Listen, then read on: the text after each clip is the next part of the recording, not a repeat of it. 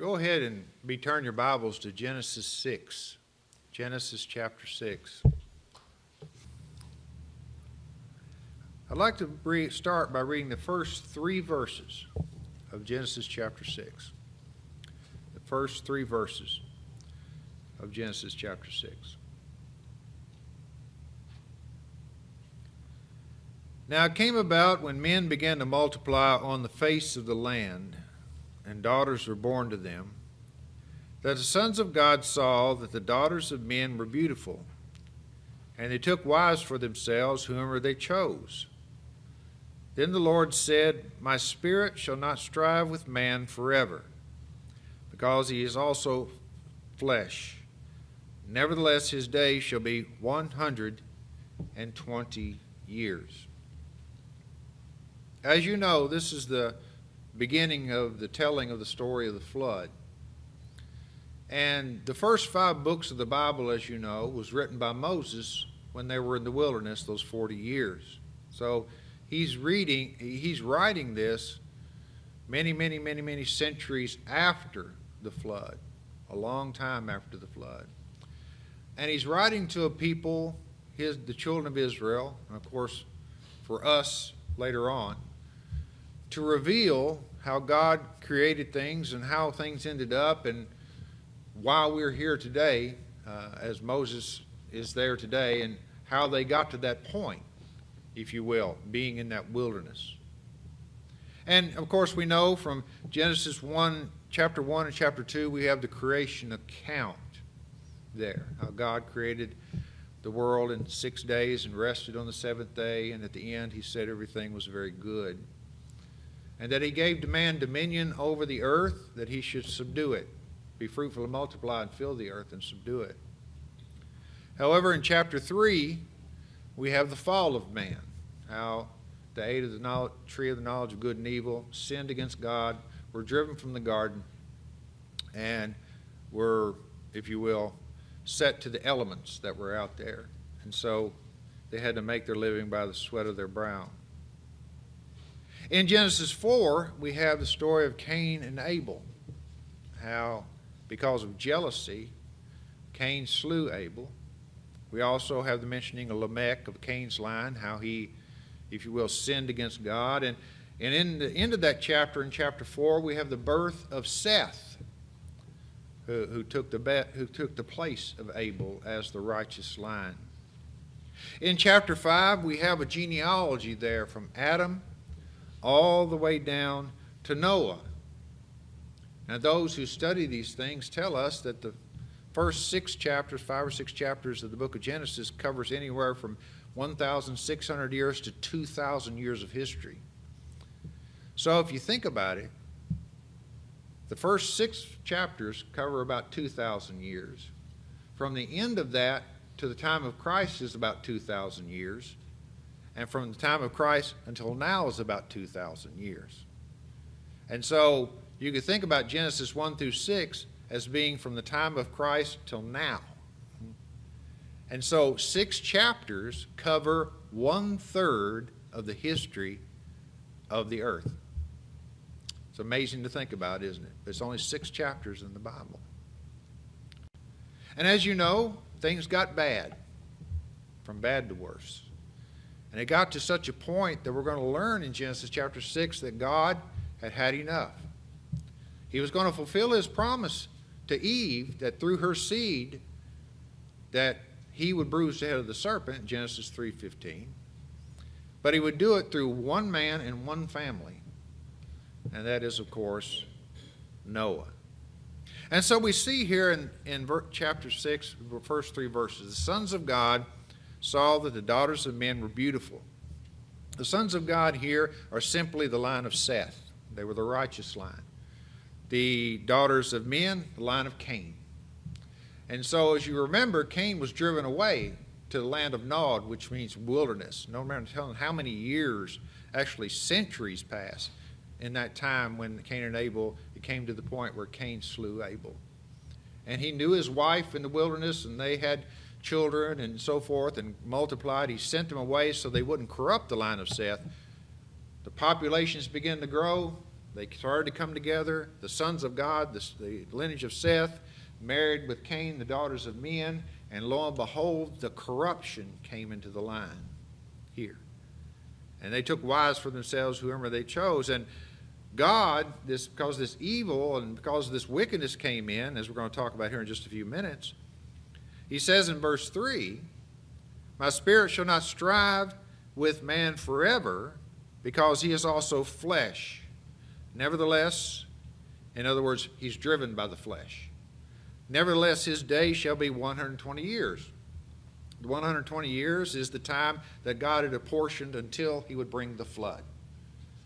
And so I've set the time frame from 120 years from now, in my selection of Noah, I'm going to bring a flood upon the earth. It shall be 120 years left for mankind on the earth.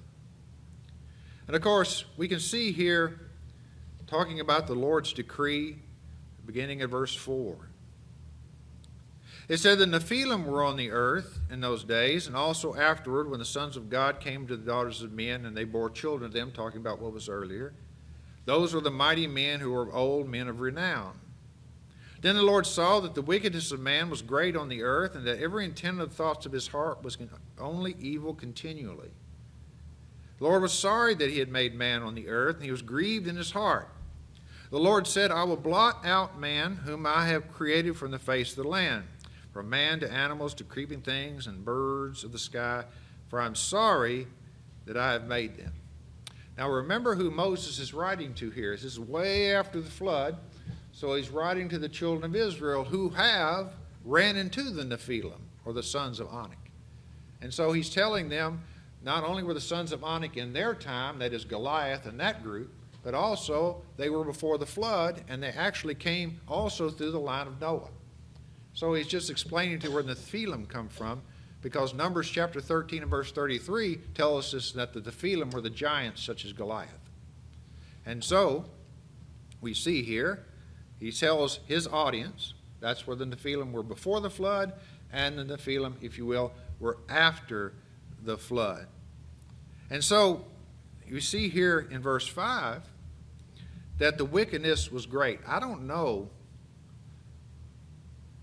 how wicked that has to get, if you think about it. That God chose, well, from 120 years from now, that's it. I'm bringing the flood. It had to be terribly bad, wouldn't you think, for God to do something like that? Because notice the description here. And that every intent of the thoughts of his heart was only evil continually. Now, what is a definition of evil? A definition of evil is not necessarily if you kill somebody, we know that's evil, but that's not the definite definition. Or you do bad things towards somebody, that's definitely is evil, but that's not really the core definition of evil. Evil is basically not obeying God. That's what it is. If you do not obey God, that's what evil is. So you had generations of people raised up, and you had an entire world who had just forgotten about God. Just put him away. Didn't have anything to do with him anymore, as far as being God, who he needs to be. Now, there's no doubt they probably had some pagan religion in there and turned God into something that he wasn't. But here was a world that their thoughts were only for themselves, that had nothing to do with seeking after God and what he wanted them to do, because the intent of the thoughts of his heart, notice, was continually evil. So he was self-centered. Man had made himself God, basically, is what's happened here. And because of that, in verse 6, the Lord was sorry that he had made man on the earth, and he was grieved in his own heart. Notice the comparison of the hearts here. One was turned away, one is grieved, if you will. And the Lord's judgment came. I will blot man whom I have created from the face of the land. Everything. Man to animals, to creeping things, to birds of the sky. for I am sorry that I have made man. Basically, God is going to do a reset. He's going to do a reset. He's still going to fulfill his promise to Adam and Eve by bringing Noah to the other side of the flood, but he's going to do a reset. Why? Because Noah was found righteous, and he was the only man that was found righteous, that was left, he and his family. And if God had let that go on, what would happen to Noah's family eventually? Probably get corrupted, and then there wouldn't be anything left to salvage. But we see here the providence and the will of God, how he can bring things out even in the most dire of situations. And so he finds a man named Noah. You go down here in verse 8. But Noah found favor in the eyes of the Lord. These are the records of the generations of Noah. Noah was a righteous man, blameless in his time. Noah walked with God. Noah became the father of 3 sons, Shem, Ham, and Japheth. And if you met out the time frame, God said 120 years, I'm going to bring the flood. And if you met out the time frame of Shem, Ham, and Japheth, Noah didn't have Shem, Ham, and Japheth until he was 500 years old. And so Shem, Ham, and Japheth, all 3 are less than 100 years old. They're born just before the flood.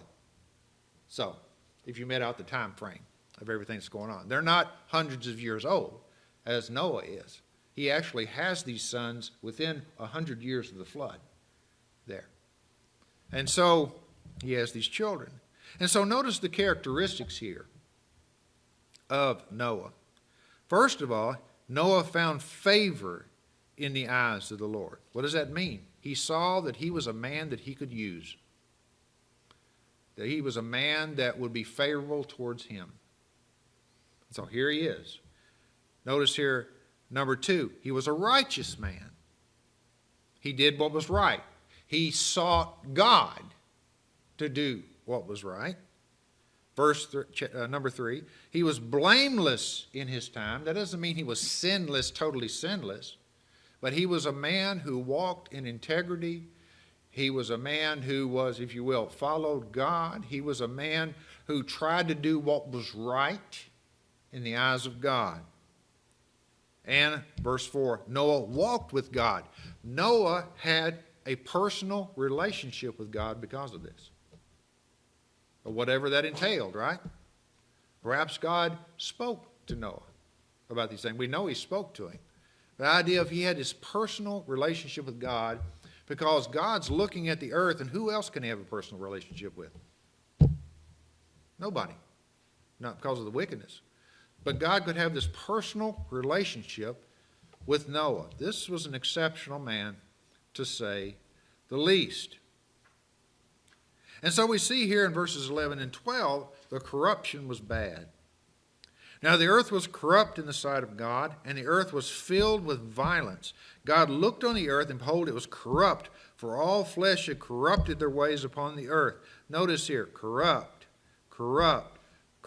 their way upon the earth. They had corrupted themselves. They did this to themselves by not recognizing God, not following God, not obeying God, and because of that, corruption came into their hearts. Brethren, that's the end result sometimes, if you will, if you don't look to God for your guidance. Not all the time, but it can happen, and it can fester, and it can multiply. And so, we see here in verse 13 that God tells Noah to do something very, very strange. I guess Noah thought it was strange. I want you to build an ark. The word ark literally means box. That's what it literally means. It means a box, if you will. And so, if you remember the Ark of the Covenant, it was a box. And so, we see here in verse 13. Then God said to Noah, the end of all flesh is come before me, for the earth is filled with violence because of them, and behold, I'm about to destroy them with the earth. Make for yourself an ark of gopher wood. You shall make the ark with rooms, and shall cover it inside and out with pitch. This is how you shall make it. The length of the ark shall be 300 cubits, its breadth 50 cubits, its height 30 cubits.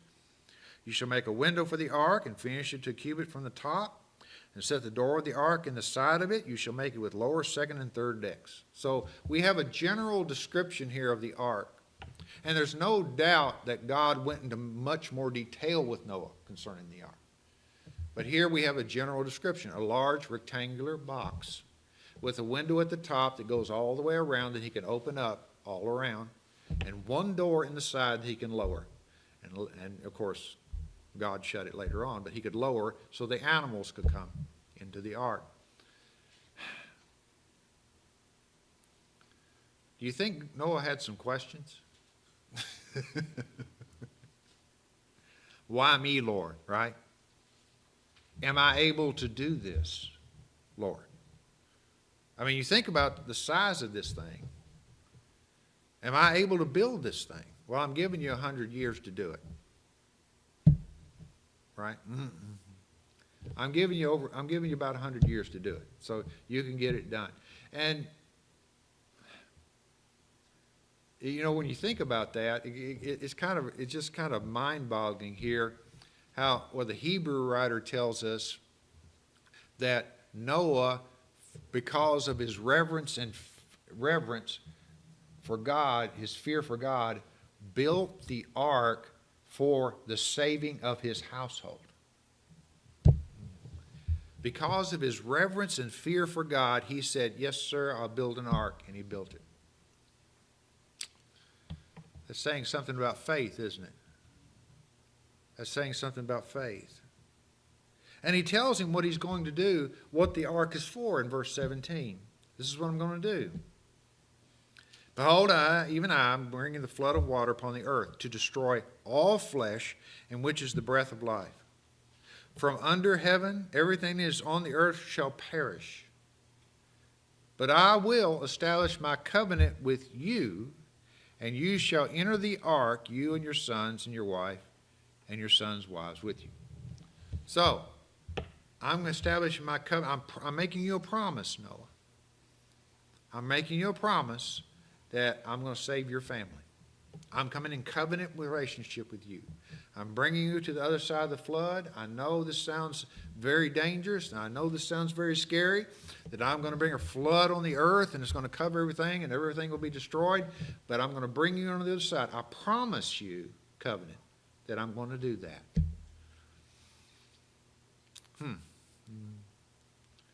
Wonder what Noah thought about that.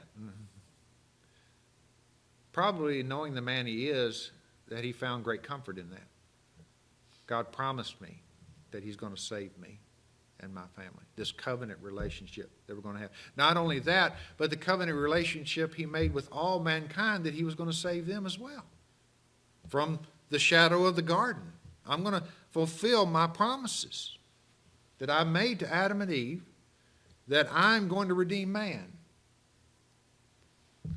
And I know this looks bad, and it looks serious, and it's very serious, because everybody else is going to perish except you. And I understand it's only you and your wife and your 3 sons and their 3 wives, but guess what? Through you is going to be that promise fulfilled. That promise fulfilled.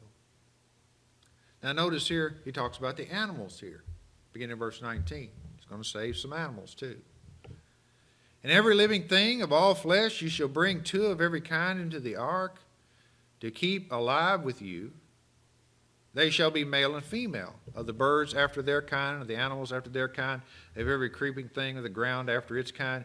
2 of every kind will come to you to keep them alive. As for you, take for yourself some of all food which is edible, and gather it to yourself, and it shall be for food for you and for them. All right. We learn later on, as this description goes on, it's not only 2 of a kind, but it's 7 of the clean animals as well, of every kind, which is a designation for a family, if you will, of animals that were brought into the ark to bring them, of course, to the other side. And, of course, we see here in verse 22, it says, thus Noah did according to all that God had commanded him, so he did. So what do we got here? Adam and Eve fell in the garden. They were driven from the garden. Cain killed Abel, through whom the righteous line should have come. But God raised up Seth to bring that about. We see Seth's lineage all the way down to Noah.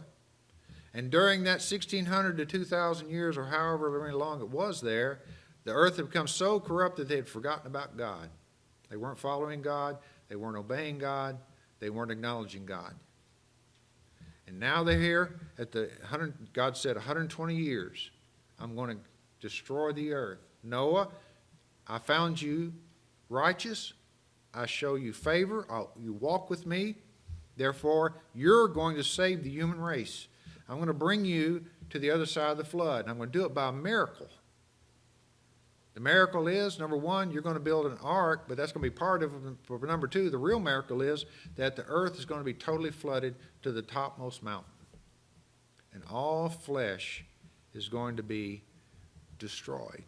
And I'm going to bring you to the other side. So as we look at this story here tonight of Noah and his selection and his task that put before him and what God was going to do, what spiritual lessons can we take from Genesis chapter 6 tonight? Well, I think one of the spiritual lessons that we can take from this is that there is a limit to God's patience. Now, God is long-suffering, no doubt, right? He's more long-suffering than you and I, much more than you and I. But there is a limit to his patience. And his patience usually runs out when somebody absolutely, completely, totally rejects him and walks away. As long as a person is trying, as long as a person is it may not be very close to God, but they don't deny God. They understand that he's there, and they acknowledge at least part of the fact that he has power in this world. They may not completely understand everything about God and what he has done from the scriptures. God is patient with that person because that person at least acknowledges him, if you will, and may seek him. Isn't that true that God is patient with nations that acknowledge him as well as individuals? But the patience starts to run out when that person just completely, totally, and absolutely rejects God completely and walks away. And this is what we see here, a world that has rejected God. There is a limit to the patience of God. I think a second spiritual lesson that we can take from this is God can fulfill his promises even through a very few, can't he? Even through a very few. It doesn't take a multitude for God to fulfill his promises, does it? It doesn't take a multitude. He can create a multitude, but it doesn't take a multitude for him to fulfill his promises. And what he had to work with even after the flood, he selected one man, did he not? Abraham. He didn't select a nation at that point. He selected just like Noah, didn't he? Abraham, I want you to leave Ur of the Chaldeans, and I'm going to show you where you need to go. One man, one family, one woman, Sarah, if you will, the promise that came through them that we live under today, Jesus Christ. That God can fulfill his promises even through a very, very few people. So we sing a song, don't we? Little is much when God is in it, right? Little is much. It doesn't matter as much about the size of your congregation as it does of the heart, brethren. Yeah, more people is nice, and we kind of look at it that way. But it's more important to be faithful to God than numbers, even though numbers are good. Even though we would like that, wouldn't we? But God looks at the heart, doesn't he? He looks inside of us. What makes us tick? What motivates us? Are we faithful? Are we faithful to God. I think a third spiritual lesson that we can take from this story is that God notices those who walk with him. I mean, you think about an entire world. Now, those who do these calculations, I can't do it. I don't have the brain to do mathematical calculations. But those who take this genealogy and take the averages of births and deaths tell us by Genesis chapter 6 there were probably 2 or 3 billion people on the planet. Now think about that. 2 or 3 billion people. Right now we have 7 or 8, right? That's 4,000 years that we got to 7, 8 billion, right? Of course, it's exponentially gone up since the beginning of the 20th century. But anyway, 7, 8 billion. They say 2 or 3 billion people are on the planet in Genesis chapter 6 when he sends the flood. But in all of that, he finds Noah. God notices those who walk with him. You do not go unnoticed by God, do you? No matter where you are, no matter where you live, no matter what language you speak, no matter what color skin you are, wherever you live, if you strive to walk with God, he knows you among 7 or 8 billion people. And Noah, he saw him, and he took him out of that number in order to save the human race. I think a fourth spiritual lesson that we can take from this story, there's many, but in the end, wickedness will perish. It's just the way it is. It's just like we talked about this morning in our study of Job. What would you give in exchange for Job? If you gained the whole world, right? What would you give in exchange? If the world was yours, if everybody obeyed every word that you said, if you had all the riches you could possibly have, if you had all the power in the world to rule the world, and yet you lost your soul, what's it worth? 0.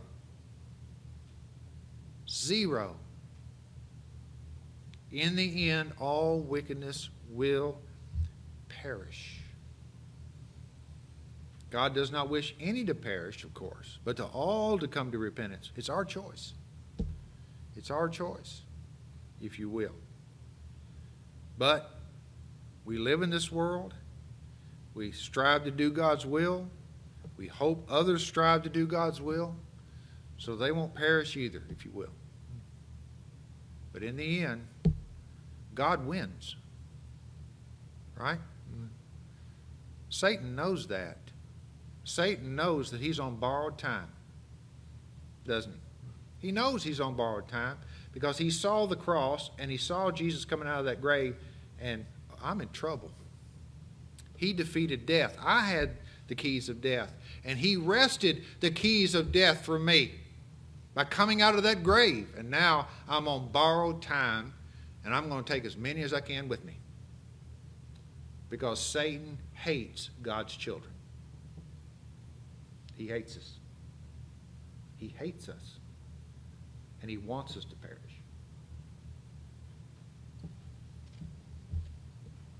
In the end, all wickedness will perish.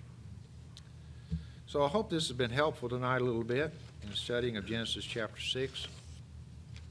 Fascinating story to me. What about you? Genesis 6, that right in there. Lots of things to look at there in those stories. But as we think about the flood, that brings us to the fact that there's going to come another flood, if you will. Not a flood of water, but there's going to come something that's like the flood. And that's when the Lord comes back again. Because the flood is a type of when Christ is going to come back. And Peter talks about that in his letters. That a time's going to come that this earth is not going to be destroyed by water, but it's going to be destroyed by fire. It's going to be burned away. And so we have to be ready for that time to go with the Lord. Do we not? Because this is going to be burned up. And we're going to have a better place than that, right? A better place to live. He does away with the old to create the new that we're going to live in. And so we need to be thankful for that, and we need to be ready to go there when he comes back. We need to be ready to go. So if you need to obey the gospel tonight, we ask you to do that. It's your choice. If you're a child of God, and perhaps you need help, prayers, or whatever it may be in your life, as we're all striving and trying to walk with God and move forward, making our mistakes, stumbling around, if you will, sometimes, not being exactly what God wants us to be, but nonetheless, he's a lot more patient with me than I am with myself. He doesn't wish any to perish, but all to come to repentance. He can lift me up, he can lift you up, and help us along the path of life. Just have faith in him. If you need anything at all, please come as we stand and sing this song. Unprepared.